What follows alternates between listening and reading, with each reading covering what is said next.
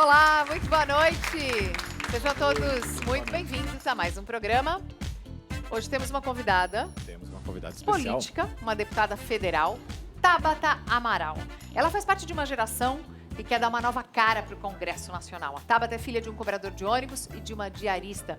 Foi criada aqui em São Paulo, na Vila Missionária, uma periferia da capital, e se graduou em Ciências Políticas e em Astrofísica em Harvard, nos Estados Unidos.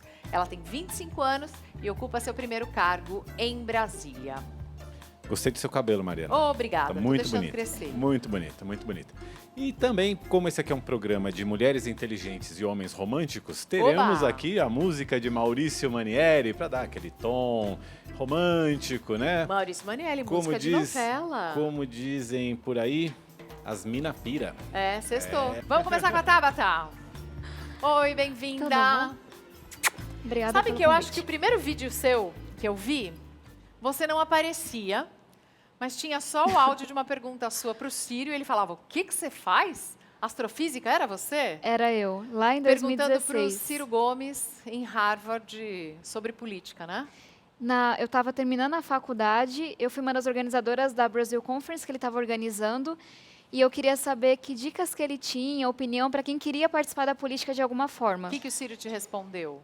Ele estava um pouco pessimista na hora. Ele falou, olha, não sei se eu recomendaria. E aí ele começou a falar o que a gente podia fazer e tudo.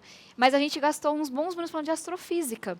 Porque ele, como estudioso de muitas coisas, queria debater buracos negros e multiverso e por aí Imagino vai. que você deve ter pirado com a imagem do buraco negro que os cientistas revelaram recentemente, né? Significou muito para mim, não só porque é uma conquista gigantesca para a ciência, mas porque é a primeira vez que uma das mulheres que contribuíram veio à luz. Mulheres sempre contribuíram, e muito, mas elas ficam ali nos bastidores, não aparecem tanto. Então, ver o buraco negro e uma cientista mulher valorizada, jovem, para mim fala de uma ciência um pouco mais diferente. É, sim, ela estudava no MIT, foi ela que criou Todo o o programa algoritmo que para conseguiu- pegar Aham. todos os pedacinhos das imagens feitos ao redor do mundo. É impressionante, eu também fiquei bem contente. Eu fiquei com essa- orgulhosa. É, eu também, eu também. Vamos começar com as perguntas para Tabata Amaral, com Mauro Taliaferri. Olha só, chegaram duas perguntas, deputadas, bastante parecidas aqui. O Juan Romero e a Fátima Bezerra estão perguntando como lidar com críticas de pessoas da própria esquerda pelo fato de você divergir da esquerda em alguns pontos. A Fátima também pergunta, deixa eu rodar aqui rapidinho. Tá sem óculos, a velhice chega para todos. Estou espremendo o olho aqui para ler. Pergunta ela sobre a pressão que as pessoas fazem para se definir como de esquerda ou de direita. Juan e Fátima, certo? Acho que primeiro, obrigada pela pergunta. Hoje poucas pessoas perguntam e muitas saem afirmando, né? Então, perguntas eu gosto bastante.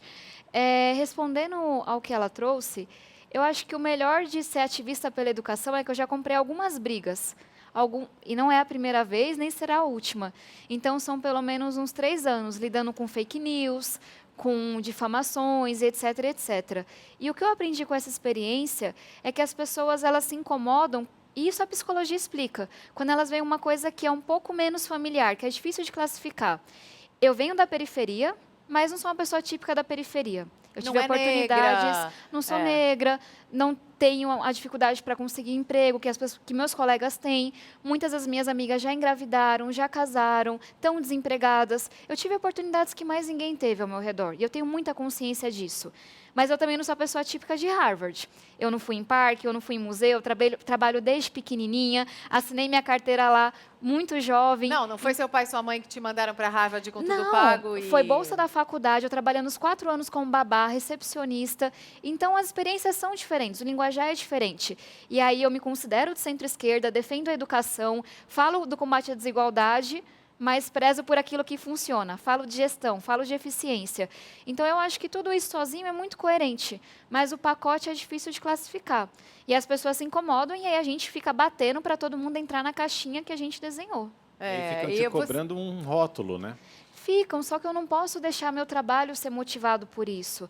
A gente está falando de coisas gravíssimas em educação, por exemplo. Se eu for olhar para comentários de redes sociais, para robô, eu vou fazer só isso da minha vida. Então, me entristece, eu sinto muito, vou explicar cada vez melhor o que eu penso, mas não é isso que determina como eu Agora, ajo. Tabata, você ficou muito conhecida, muito mais conhecida e ganhou visibilidade nacional quando você, na Comissão de Educação, praticamente confrontou o ministro da Educação, na época, o Ricardo Vélez, dizendo, mas isso aqui que o senhor está apresentando não é um projeto, isso aqui é uma carta de intenções e eu acho que o senhor deveria sair. Ele acabou sendo demitido algumas semanas depois.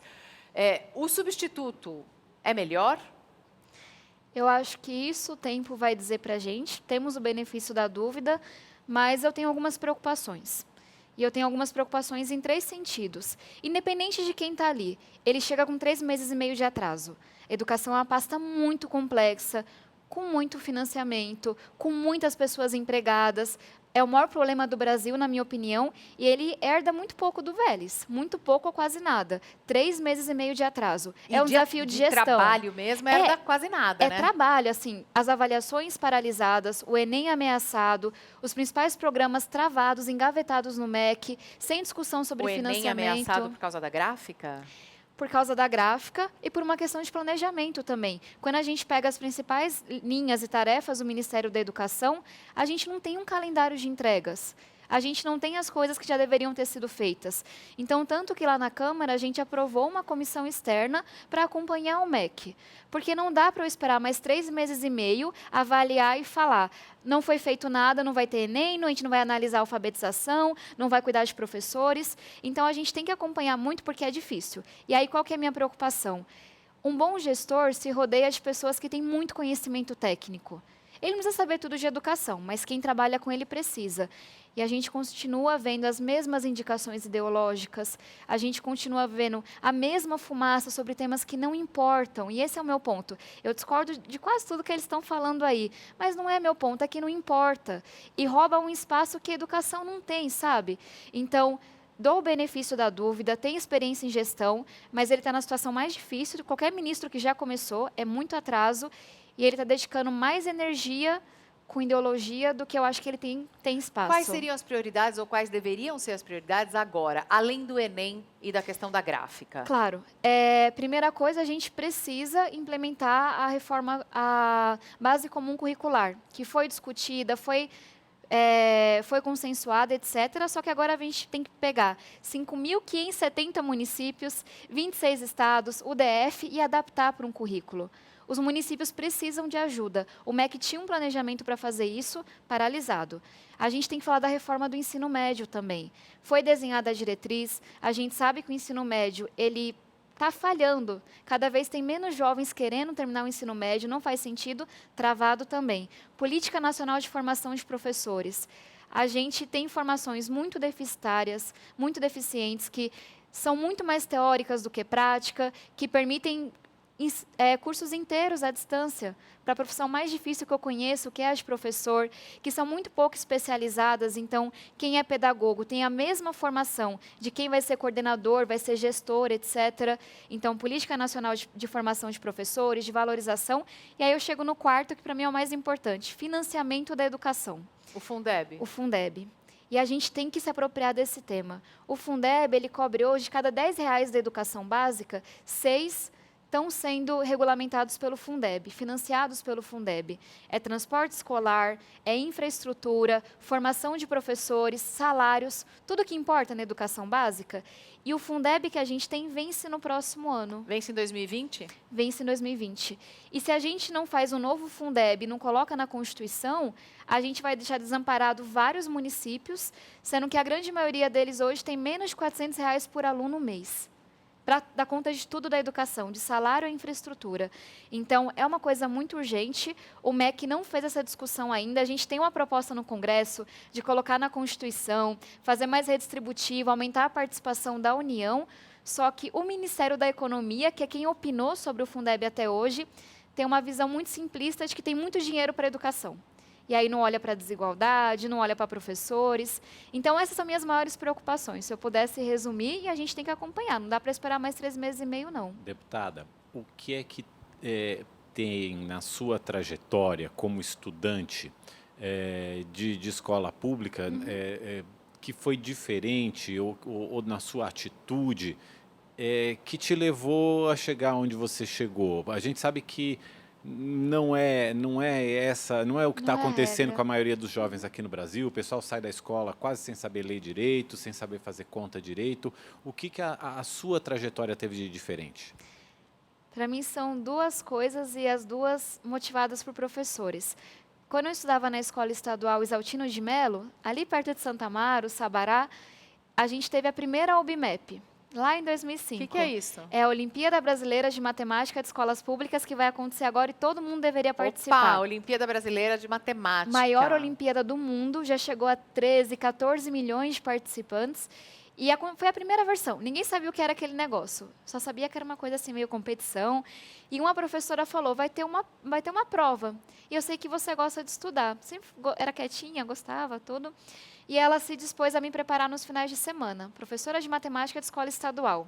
Fui medalhista de prata na primeira Olimpíada. Cadê você? Aquela de aparelho no não dente? Não está favorecendo muito, mas é de aparelho, cabelo comprido. Essa foi na Ibero-Americana de Química, eu fui medalhista de ouro.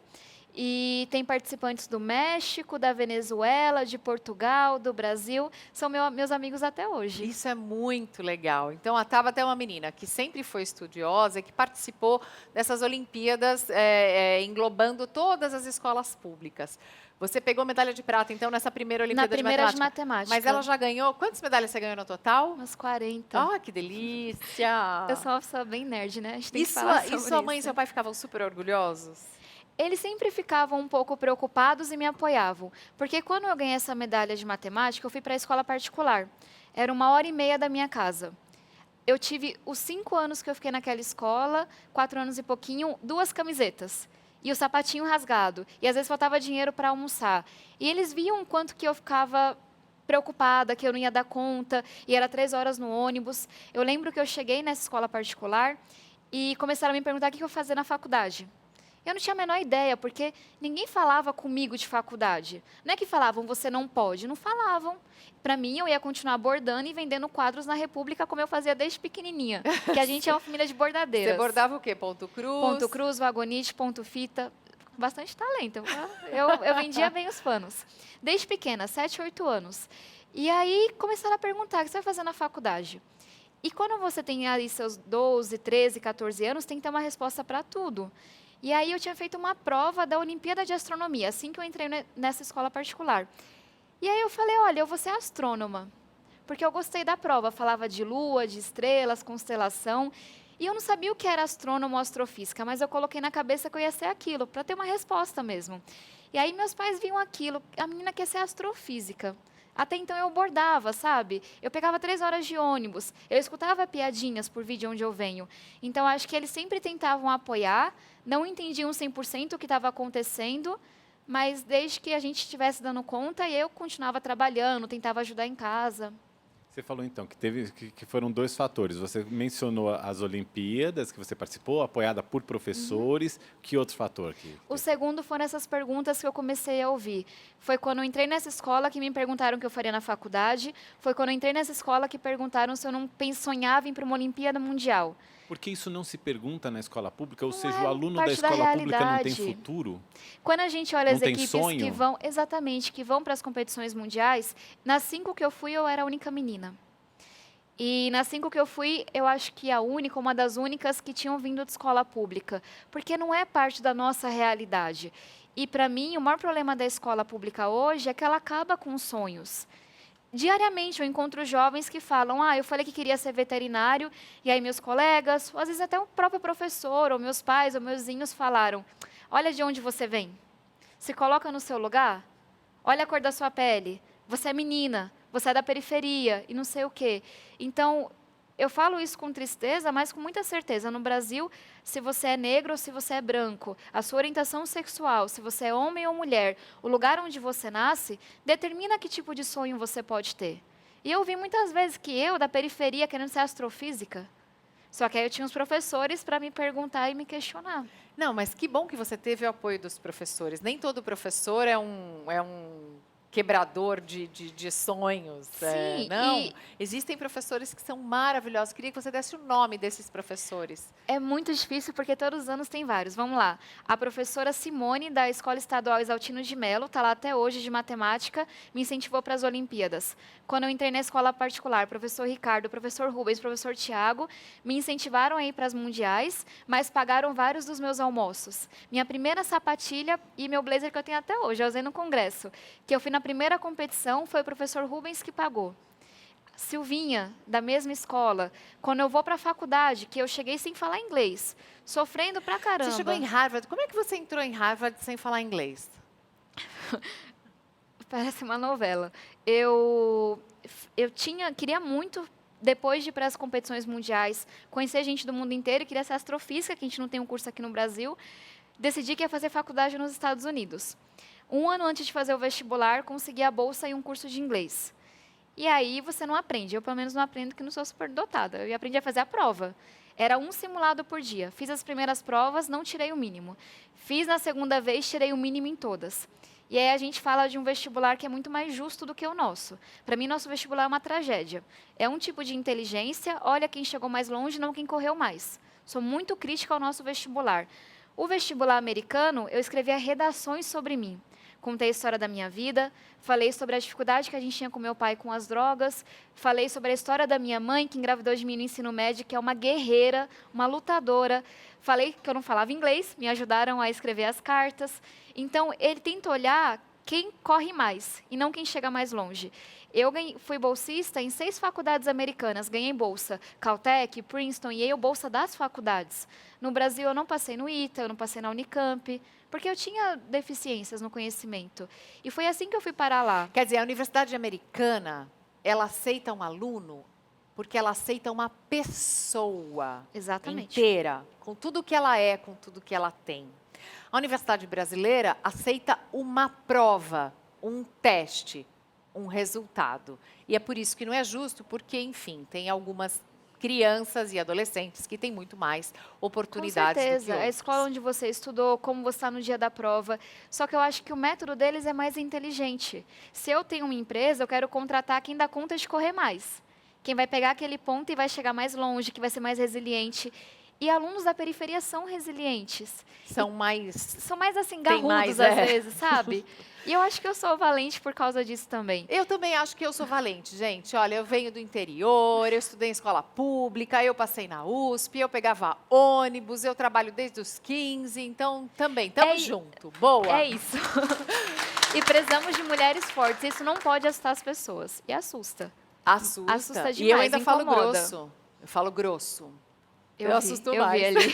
Fala, Mauro. Deixa eu voltar um pouquinho para a política. Como é tentar estabelecer o diálogo dentro do Congresso? Você chegou agora ao Congresso, está no começo do seu primeiro mandato. Como é que é tentar estabelecer um diálogo o mais aberto possível dentro do Congresso, num ambiente que a gente vive hoje em que não está favorecendo muito o diálogo? As pessoas estão muito presas às suas próprias opiniões, sem querer ouvir opiniões contrárias. Essa foi minha primeira candidatura, minha primeira eleição, então é a única experiência que eu tenho. Mas todo mundo concorda que esse é o congresso mais fragmentado que a gente já teve. Mais dividido, mais motivado pelo ódio e, para mim, é motivado pelos holofotes da polarização. Quem escolhe um dos extremos, se agarra a ele, tem muito holofote. Tem vários likes, viraliza, etc. Então, os incentivos são para você radicalizar mesmo. E o que eu tenho experimentado na prática é que, ao invés de tentar encontrar um grupo para chamar de meu, uma bandeira para levantar, eu tenho que decidir o tema e encontrar aliados. E eu acho que quando a gente tenta tirar assim, sabe, deixar o coração um pouco de lado e falar sobre um tema, é mais fácil fazer consenso. E você está conseguindo falar com todo mundo? Tô, dependendo do tema. Não são os mesmos atores para tudo. Então, por exemplo, na área da educação, tenho parceiros incríveis na bancada da educação, que é a nossa frente parlamentar. Tenho parceiros incríveis na comissão da educação, no meu partido. vários grupos. Quando a gente fala de inovação na política, de novas práticas, da boa política mesmo. Tenho vários parceiros dos movimentos, como Acredito, Agora, Livres. Tenho parceiros que participaram por formações comigo, como Renova, RAPS. Quando a gente fala da pauta das mulheres, minha segunda pauta prioritária, direito das mulheres, inclusão. Eu estou na Secretaria da Mulher, sou terceira coordenadora adjunta, tenho parceiras na bancada feminina. Salva de palmas para Tabata Amaral, seu fã.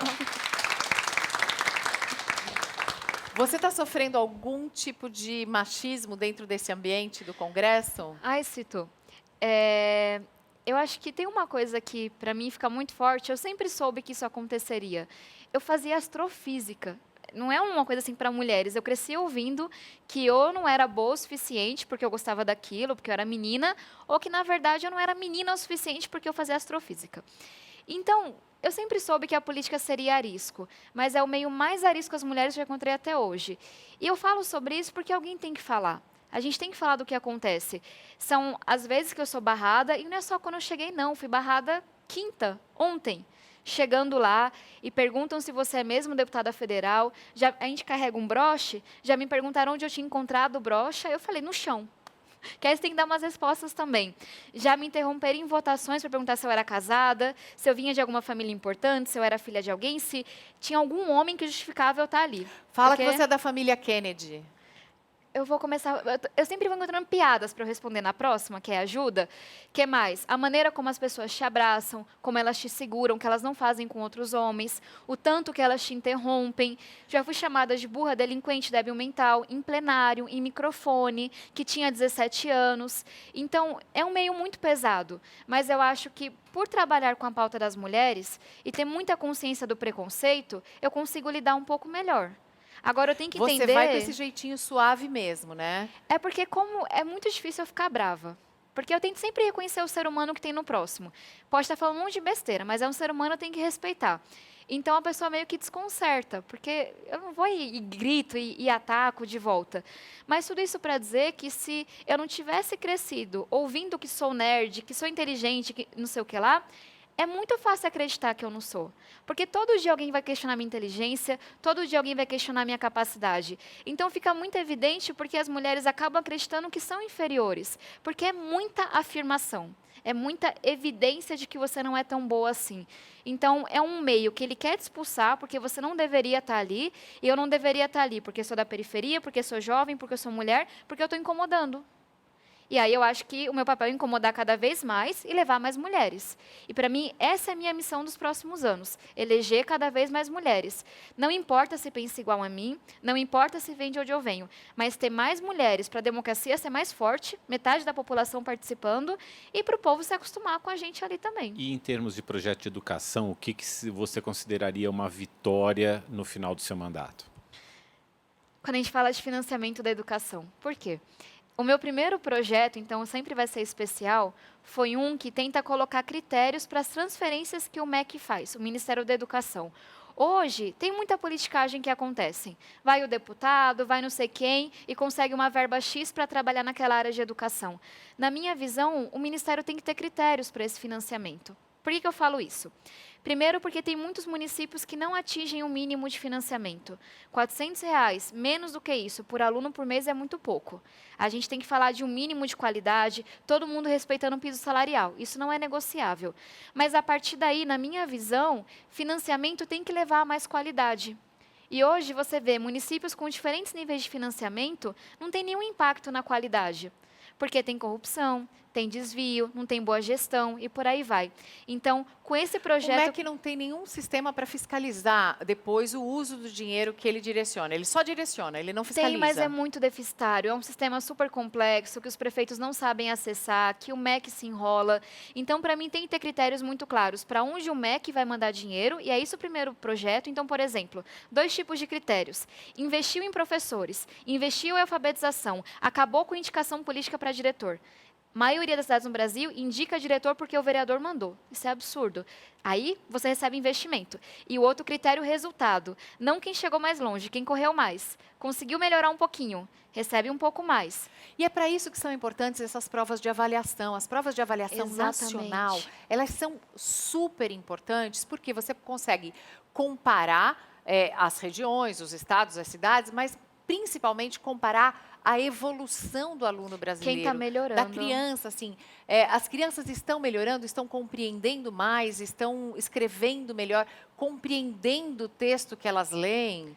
E eu sempre falo isso brincando, não briguem com os dados, deputado. Você não concorda, vai lá e muda a situação. Porque mas tem a gente questionando o dado, né?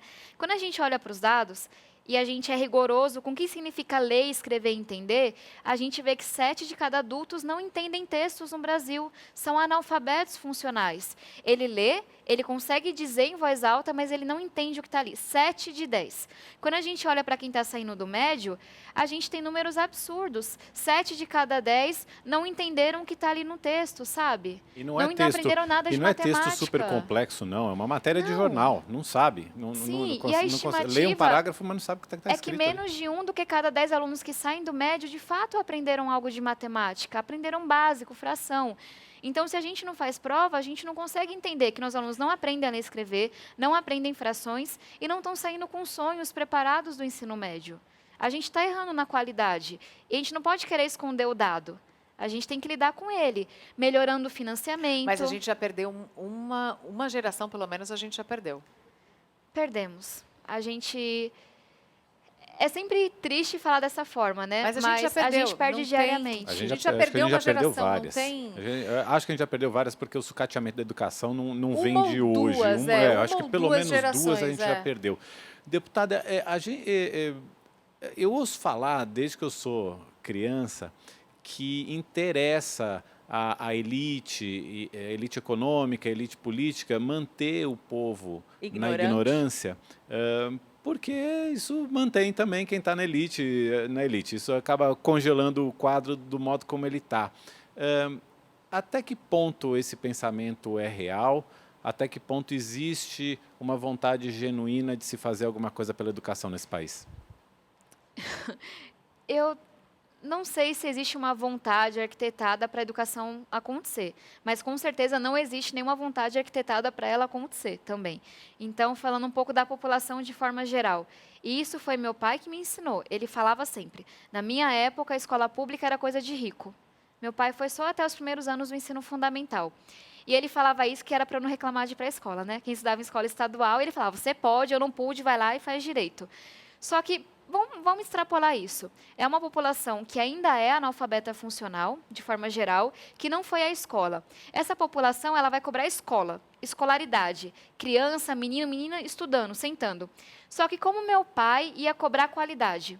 Como que ele ia avaliar se estava aprendendo a fazer equação, se estava aprendendo a ler e escrever, se estava aprendendo a sonhar? Então, a nossa população hoje, ela não cobra qualidade, ela cobra escola. Tanto que existe uma pesquisa... Não cobra qualidade porque não tem referência. Exato. Não sabe o que é. Existe uma pesquisa em que diz que os pais, e é coisa assim de 85% dos pais, estão satisfeitos com a qualidade do ensino. É dessa pesquisa que eu comecei a pensar sobre isso. Porque eles veem as crianças nas escolas quando eles não puderam estar. Então, o direito ao acesso está sendo garantido. A gente melhorou muito. Agora, quem vai questionar a qualidade? Na minha visão, é essa geração que está aqui agora. É essa geração que, pela primeira vez, está terminando o ensino médio, está tendo acesso ao ensino superior, muito aos trancos e barrancos, com muita deficiência, mas está sentindo a falta que uma educação de qualidade faz. E aí eu coloco minha esperança mesmo nos movimentos de jovens. Só para dar o crédito da pesquisa, eu lembrei, eu fiz uma série aqui no Rede TV News no ano passado sobre educação. Esses dados foram feitos pela Varkey Foundation, que é uma fundação internacional que dá o prêmio Nobel né, uma espécie de Nobel de educação todo ano. Eu fui cobrir lá em Dubai, e aí esses dados são da Varkey Foundation. Você mencionou uma fundação, eu quero perguntar para a Tabata, porque tem muita gente que fala assim, a Tabata Amaral, aquela que foi financiada pela Fundação Lehman. Você conhece o Lehman, o Paulo Lehman, mas você não foi financiada por ele, você ganhou bolsa de Harvard. E tenho muito orgulho, eu sou membro da Fundação Lehman no sentido de que eu participo das formações, eu conheço a rede, porque eles têm uma rede de pessoas que querem impactar o Brasil. Então, estudam fora e voltam para trabalhar no setor público, com saúde, educação, etc.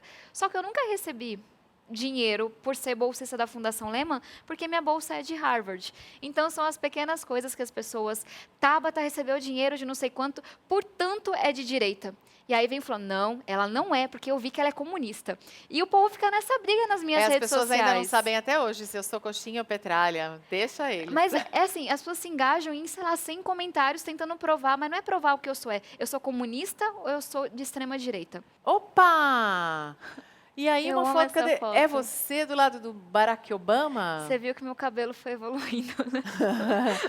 Ó, por que tá todo mundo de azul claro? Vocês combinaram? Não, o que aconteceu? Quando o presidente Obama veio ao Brasil, eles contataram 11 jovens que eles entendiam que estava tendo impacto no Brasil, de alguma forma. E a gente não se conhecia até esse dia. Aí a gente chegou, se reuniu, todo mundo tinha passado mal na noite anterior, de nervoso. Eu chorei na minha fala. E aí a gente ficou super amigos depois, porque para todo mundo foi muito impactante. E, para mim, é uma referência gigantesca na política. De O alguém Barack que Obama. Exatamente. Se preocupa com a desigualdade, quer transformar o mundo, mas é muito pé no chão, sabe? Está mais preocupado com a prática do que com os rótulos. Sim, é muito importante ter um certo pragmatismo. É isso que a Tabata fala. A gestão é muito importante, a administração é importante. E é preciso fazer a máquina girar. Não dá para ficar só discutindo o sexo dos anjos. Até e ficar na briga e na retórica. Queria É te uma perguntar um pouco inspiração. sobre isso. Você falou um pouco do que te levou a Harvard. Agora, o que você traz de Harvard para o Brasil, para o Congresso, para a periferia? Eu acho que o valor que eu mais aprendi na faculdade foi o quanto a formação humana é importante. No Brasil, a gente não tem essa cultura de formar as pessoas. A gente claramente, do ponto de vista político, não valoriza a formação humana, esse capital humano. E Harvard é sobre trazer as melhores pessoas. Não é a estrutura, não é os menos 30 graus que eu peguei, não é a comida que não é tão boa assim. São os professores, os alunos que são maravilhosos. E são as pessoas com os maiores sonhos e mais apaixonados. É o melhor violinista do mundo, é o maior matemático do mundo, é o professor que é referência naquela pesquisa.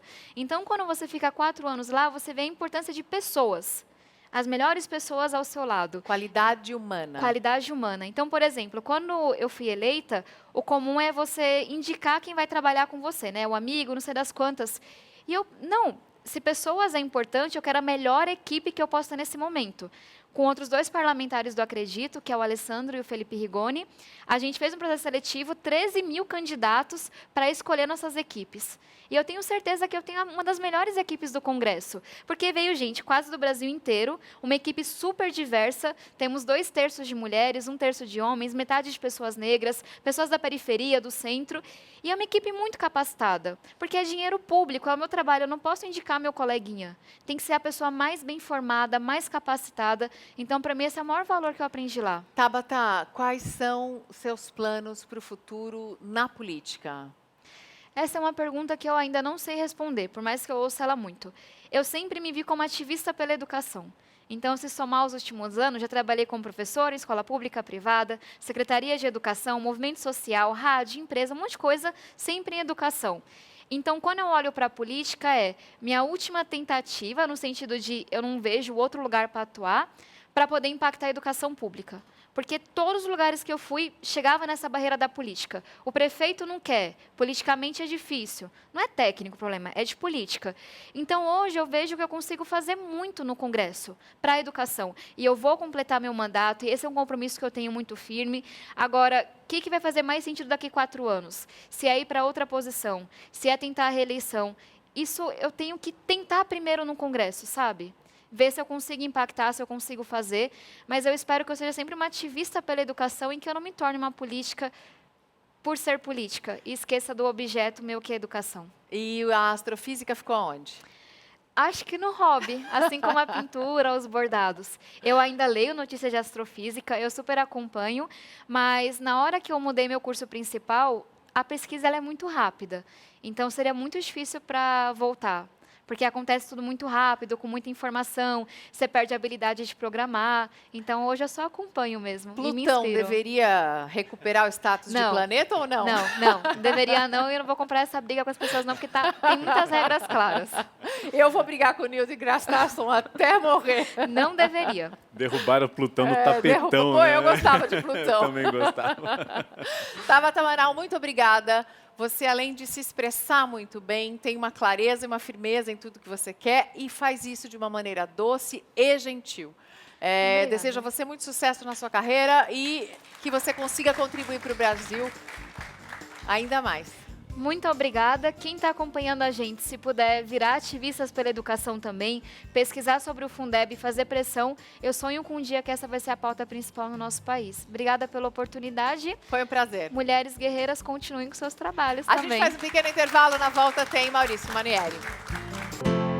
Far away from each other. Hold me now. It's hard for me to say I'm sorry. I just want you to say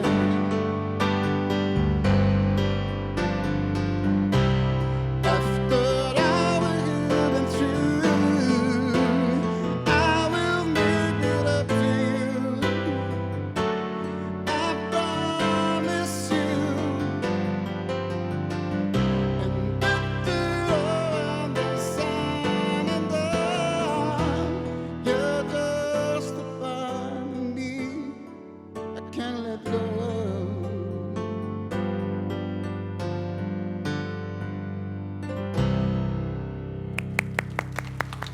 Que delícia!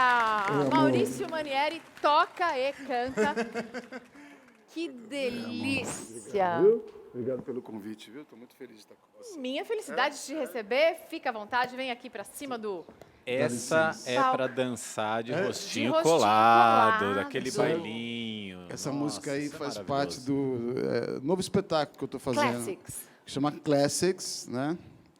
Que está há um ano de sucesso em São Paulo já. E aí as pessoas me perguntam às vezes, por que você canta essas músicas, né? Porque eu amo, marcar a minha adolescência. Não posso nem falar, né? Se eu ficar falando muito, vão descobrir minha idade aí, né? Mas eu sou apaixonado pelas essas canções, então essa é uma delas, né? Canções românticas. Adoro. Você acha que falta romantismo hoje na produção musical? Eu acho que sim, né? Acho que as músicas Tem perderam um muito pouco... sexo, pouco amor? Muito sexo, né? Uma coisa mais animal, né? Uma coisa mais primitiva. Eu acho que isso deixa os sentimentos um pouco mais elaborados de lado, né? E essas músicas elas têm poesia muito bonita, muito lindas nas poesias, das canções. Melodia também, A melodia te remete sentimentos mais delicados, não é? Mais profundos. Essa coisa do rostinho colado que você falou, tem até um momento no meu show lá que eu faço isso daí. Eu falo, gente, agora é o momento bailinho, hein? A Isabela vai? Ela já dançou comigo, já dançou. Eu chamo umas moças do palco, do público para dançar comigo, né? Ah, tá. E é muito gostoso. Ah, sei lá, estou vivendo um momento muito Então, se especial. você for ao show do Maurício Manieri, você tem a chance de sair da onde você está e ir até o palco para dançar com ele de rostinho colado. Onde está sendo o show Classics? Nós estamos fazendo em vários lugares do país, né? Aqui em São Paulo já está um ano em cartaz, uma casa maravilhosa que é o Paris 6 Burlesque, né? Ótimo. Fica ali do lado, na Rua Augusta, do lado do Teatro Procopio Ferreira.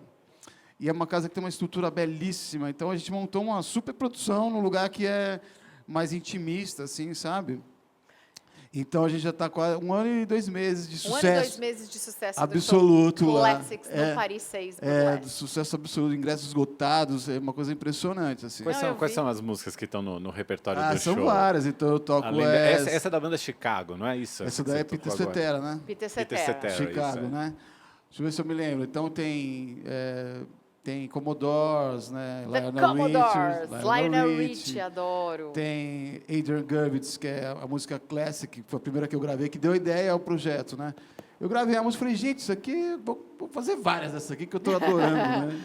Deixa eu fazer aqui uma pegada Bryan Adams, uma pegada, né? Bryan Adams, quer ver aqui mais amor, vai me lembrando aí, são várias...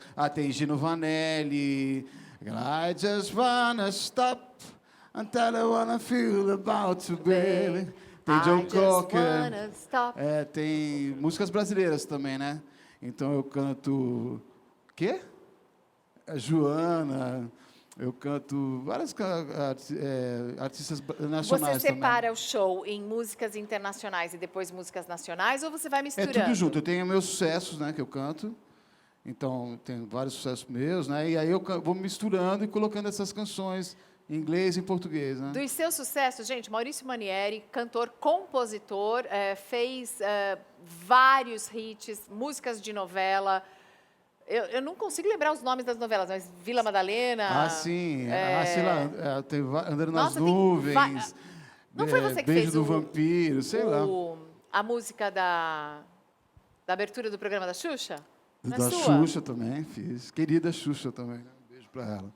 Fiz a música da Xuxa, mas músicas temas de novela são 10 músicas, fora músicas temas de filme que eu gravei para DreamWorks, eu gravei para Disney. Você né? gravou Eldorado, né? Caminho para o Dourado. Foi maravilhoso. São músicas do Elton John, né? Qual foi a coisa mais bacana que você já fez na sua carreira? Então é difícil eu falar uma coisa dessas assim, sabe? Mas eu teve um momento muito específico assim, quando eu percebi que eu estava fazendo muito sucesso e eu fui fazer um show numa cidade do interior do Rio de Janeiro.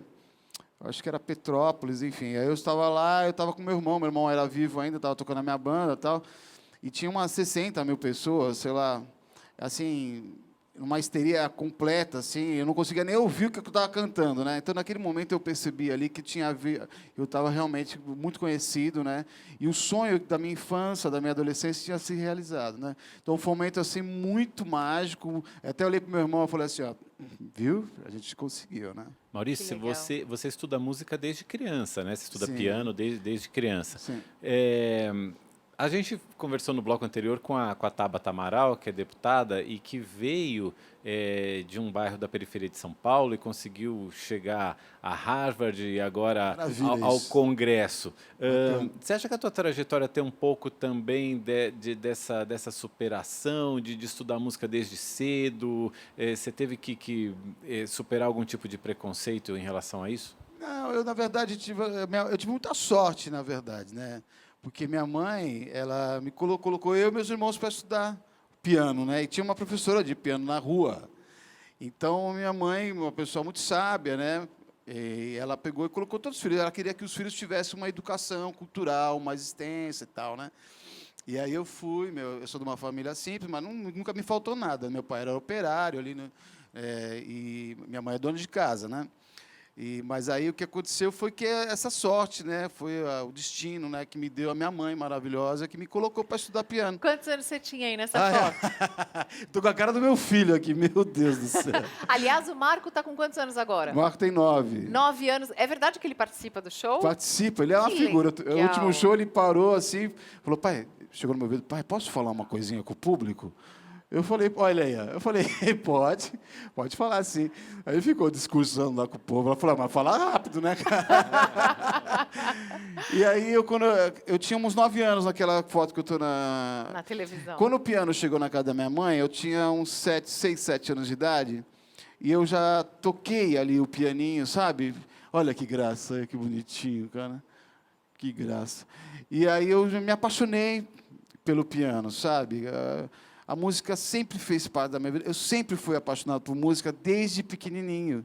Eu tinha, assim, um conhecimento vasto até, mesmo na minha infância, sobre música. No assim. seu show, quais são as músicas que o público sempre pede para você tocar? Olha, é difícil, assim, mas, por exemplo, Bem Querer, Primavera, Se Quer Saber, as músicas agora do Projeto Classics, por exemplo, Classic, eu começo a cantar, as pessoas se emocionam, Qual elas que é choram. classic? Get about a classic. Get about a fanatic. E aí essa Now I live in my life one day at a time, since losing your love. É maravilhoso, né? Nossa, Então, é música da Rádio Cidade, 1985. Love Songs. Love Nossa, Songs eu ficava are ouvindo back Love aqui Songs. noites e noites e E noites. aí, Tony Lammers. e você sabe que essa música, eu nunca imaginei na minha vida que eu ia cantar uma música em inglês e seria o meu grande sucesso do show, seria eu cantando uma música em inglês, uma coisa totalmente inusitada, nunca imaginei.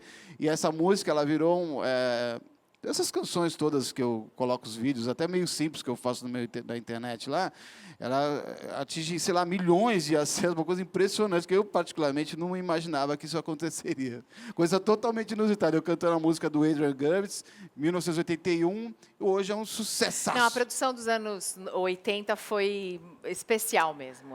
Eu sou apaixonado. E marcou a minha vida. A minha adolescência é nos anos 80, né? Então, são músicas que marcaram a minha história, a minha vida, meus primeiros romances, aqueles primeiros relacionamentos, né? Vamos ouvir mais uma? Mais várias. A Bora. gente vai lá pertinho de você Então para tá bom, ouvir você vamos tocar. lá. Eu vou tocar um pouquinho, então, do Classic. Maurício Manieri tocando pra gente mais um pouquinho, mais um pedacinho do show Classics, que está em São Paulo, no Paris 6 Burlesque, ali na Rua Augusta. Got about a classic. Got about a dynamic. Baby, I'm an addict now. An addict for your love. I was a straight boy, and you was the best boy.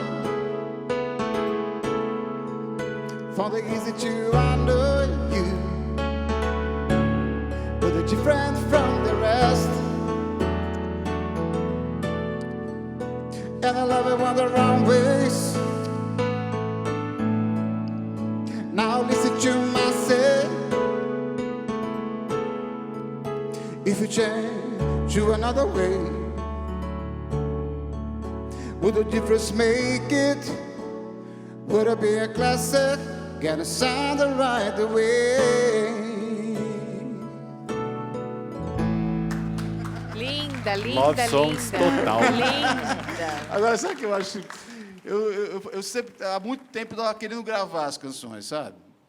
Mas aí eu percebi que, pô, combina com a minha voz. Porque a minha voz, o meu estilo de cantar, eu me inspirei nesses cantores, nessas pessoas que cantam dessa época. Você gosta quando o público canta junto com você ou você acha que atrapalha? Não, adoro, evidente, né? Eu Tá gosto muito. vendo gente que senta do meu lado?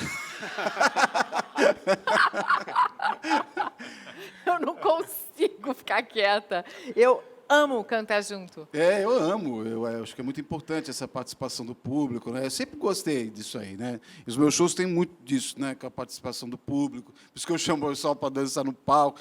É um momento mágico, essa coisa do bailinho, né? Que você está falando do rostinho colado, né?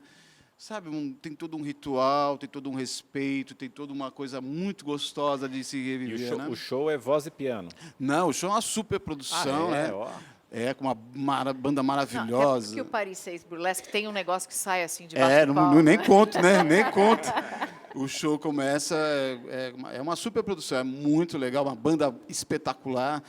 E tem back vocal, e tem um negócio muito lindo, assim, vale a pena, tem cenário, as pessoas vão gostar. Eu sou suspeito para falar do espetáculo. Compre os ingressos com antecedência, porque se você quiser para o próximo, está sempre esgotado, tá? Tá mesmo, tá esgotado. Esgota, tipo, sei lá, um mês antes, assim, é uma coisa impressionante. Mas isso é muito bom, parabéns. Isso é uma coisa maravilhosa, assim, sabe? E eu acho que o artista, né? Ele tem que seguir aquilo que ele ama, que ele gosta de fazer, né? Aquilo que ele sente que é a verdade dele lá para ele fazer. Mas você sabe uma coisa que eu acho que essa produção musical dos anos 80, a gente identificava muito o autor da música, ou pelo menos o intérprete da música. Eles Sim. tinham muito uma característica própria. Verdade. Não era uma coisa tão homogeneizada que nem está hoje, que a gente já não Verdade, sabe tem nem toda mais a quem é que razão. está cantando, né? Verdade, até comentei isso numa entrevista esses dias. Eu não sei se foi para o UOL, enfim, algum desses portais, o IG, né, foi que, né, eles me entrevistaram, eu falei exatamente sobre isso, né, que a música hoje, muitas vezes eu estava nos Estados Unidos, estava andando lá num lugar lá e estava tocando as músicas. Para mim parece a mesma música tocando indefinidamente, sabe? A mesma música tocando, não consigo identificar quem que é o cantor. Enfim, é uma coisa muito pasteurizada, muito homogênea, e não né? tinha programa para corrigir a afinação do cara na hora de Exato. gravar, para corrigir a voz. Isso Então, é muito assim, bom. era o talento do cara e a personalidade, né, Exato. do intérprete ou da intérprete que E eu contava estava reclamando mesmo. disso, que eu acho que as pessoas, o artista tem que ter essa personalidade. Para a gente saber quem que é o cara. Aquele é Maurício Manieri, que é outro fulano tal. Porque senão fica tudo meio jogado ali e é descartável, né? Tudo que é muito parecido, aí os caras não querem saber disso aí, né?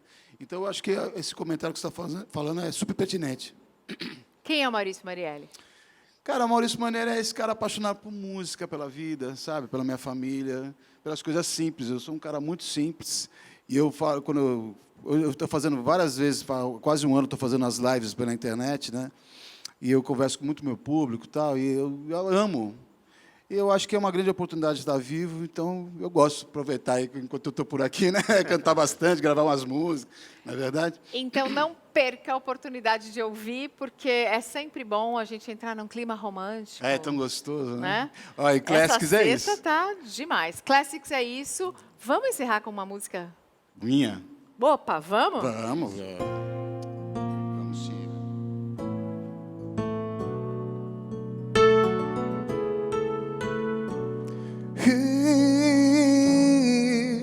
Baby, eu ontem tive um sonho.